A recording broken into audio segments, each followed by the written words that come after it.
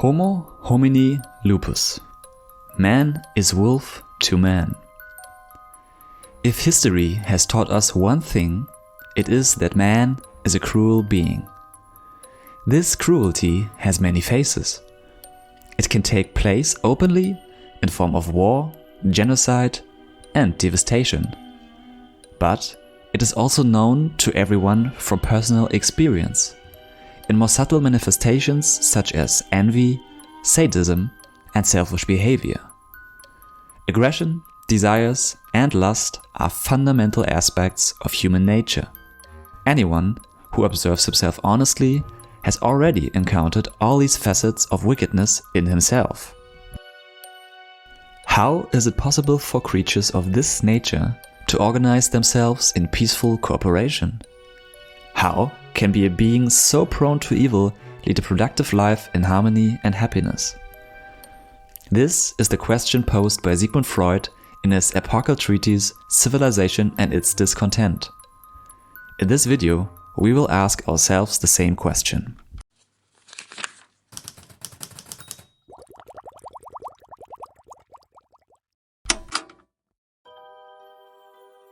Why is it so difficult for human beings to be happy? Freud identified three sources of human suffering. First, the overpowering forces of nature. Human beings are at the mercy of planetary forces and cannot do much about them. We are easily killed by an earthquake and should feel blessed that we are still alive despite our weakness and fragility. Second, the inadequacies of one's own body. The human body is prone to illness and death, which causes inescapable suffering to the human being. And third, the inadequacies of the institutions that organize human relationships. Family, state, and society. On every level, the human being suffers under social conditions and is caught up in frustrating and unsatisfying relationships. Well, the first two facts are sources of human suffering, but they are not really avoidable. We cannot control nature, and because our body is part of this nature, it will always be vulnerable and a transient entity. But because this is our unchangeable lot, man has resigned himself to these sufferings. They are not even a cause for alarm. On the contrary, as fixed constituents of human life, they give us orientation. It is precisely because we know that we will die one day that we have the opportunity to shape our lives at all. This fact gives rise to the reassuring threefold division of our time on Earth: socialization and education, work, and retirement. This works like a good board game. Rules and limitations only open up the space in which the game can take place. So while these natural limitations of human existence are sources of suffering, they make human experience possible in the first place. The third source of suffering, however, is different. Unlike the previous sources, the shortcomings of social organization are self-created and thus changeable. Therefore, we refuse to see why we should suffer from something that we impose on ourselves in the form of culture and social convention. A good example for this is provided by the battles people fight on the battlefield of marriage. Two people, shackled to each other in monogamy and subjected to the need to align two individual realities of life. This social arrangement inevitably causes suffering for everyone involved. Or frustrating work hierarchies that make life difficult. Toxic acquaintances in which people slowly drag each other down. Family conflicts that you cannot escape. Why is society a source of suffering when it was created to provide us with benefits and well-being? In view of the constant suffering caused by society, it seems to Freud that society, too, is a part of the same overpowering natural forces that constitute the previous sources of suffering. But this time we don't talk about floods, hurricanes or forest fires, because there seems to be another force of nature, hitherto forgotten: the human psyche. These observations are based on Freud's structural model of the human psyche.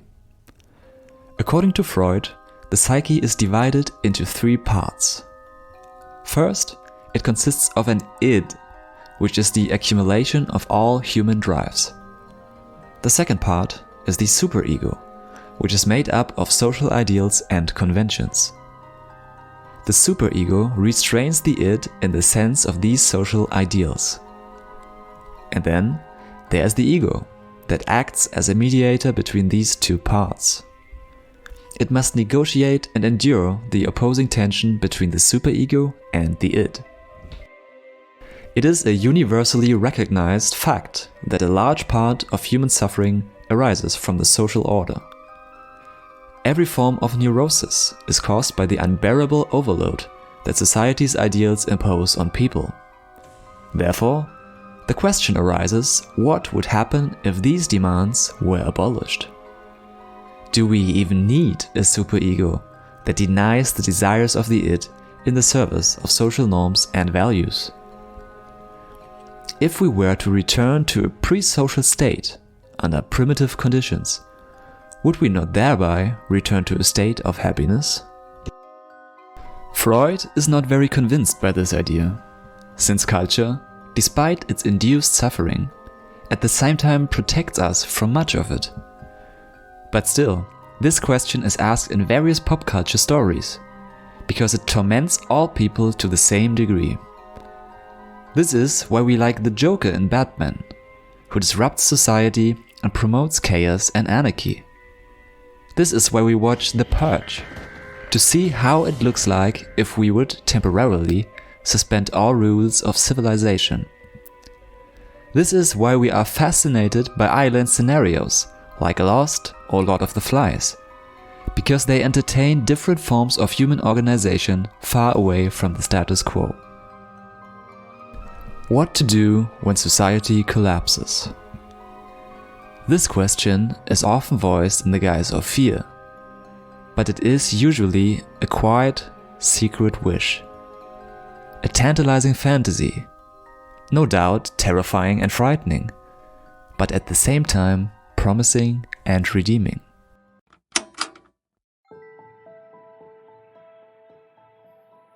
So, is it possible to escape this discontent?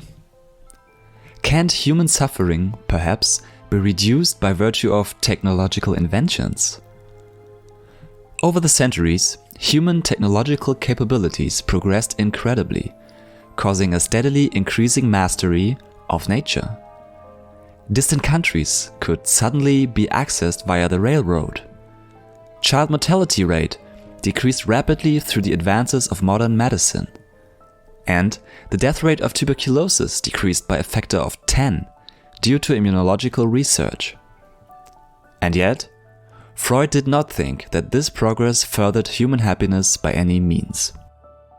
But don't the achievements of science and technology do offer obvious gains in happiness? If one looks at life before 1850, there seems to be no doubt about this. Life was hard, deprived, and short. The Industrial Revolution and the resulting technological innovations completely changed human life. Expanded medical possibilities, new means of communication, increased life expectancy. All of these, after all, greatly enhanced the quality of life. As a counter-argument, Freud describes a metaphor.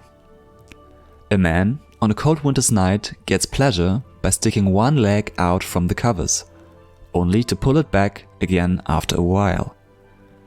It is much the same with technological progress. Of course, the ability to communicate with each other over long distances is a blessing. For example, a loving mother can inquire whether her son has arrived safely after a long journey. But at the same time, this is only necessary because mankind has made air travel a possibility.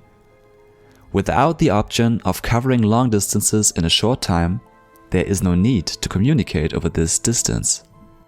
It is the same with many technological achievements and their relationship to human suffering. While technological innovation can temporarily alleviate human misery, it can never permanently resolve it. Tinder may have prevented a great deal of intimate suffering.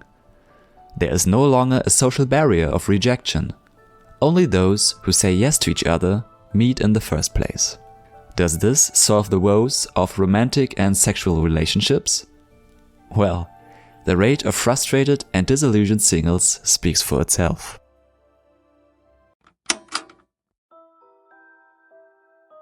The fundamental malaise in culture persists because it has deeper causes rooted in human nature and psyche.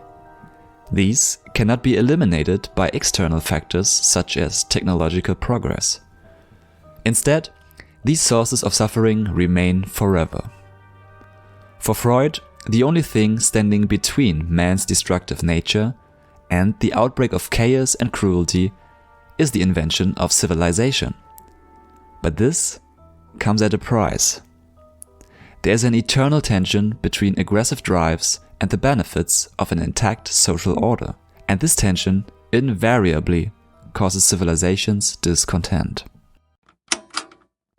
However, it is important to note that Freud's writing is also controversial and not without criticism.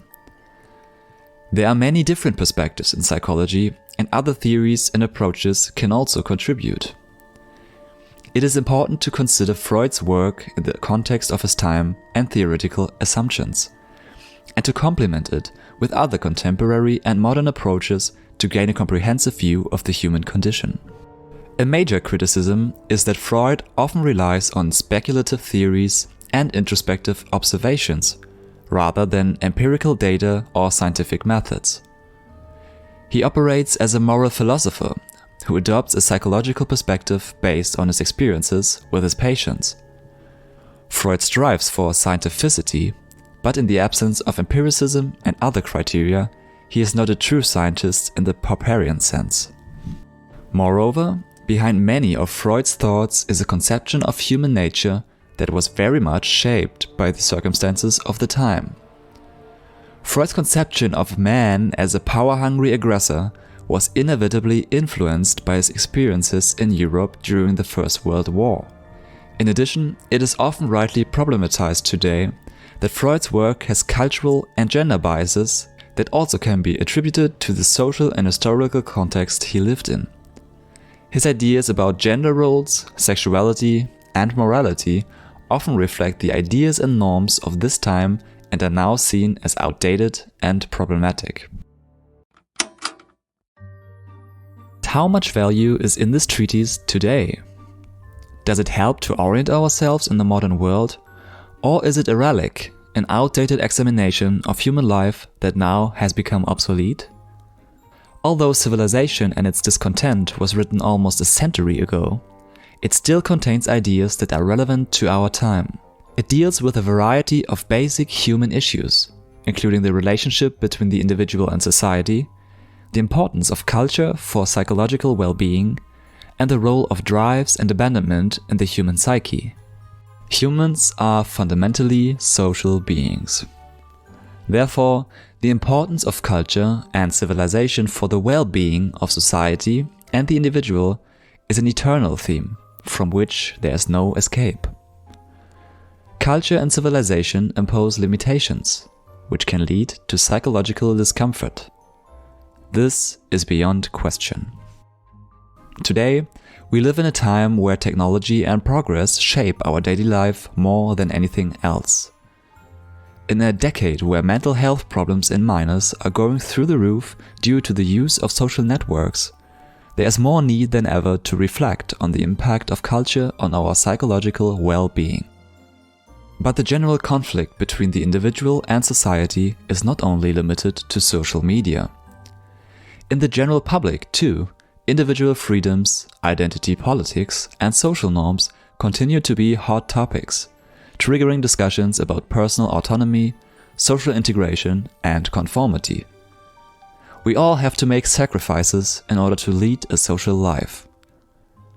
And if we don't want to perish by the constraints of society, we need an outlet to compensate these social sufferings. Today we talk in this regard about work-life balance. Whether it is sport, music, artistic or social activity is irrelevant. What is important is that it creates a space in which the pent-up frustrations can escape. Of course, no model solutions for contemporary issues can be found in Freud's work. Instead, however, it offers a cartography of the basic problem. This problem shows up in ever-changing guises over the centuries. This is why the eternal task each generation faces afresh is to cope with civilization and its discontent.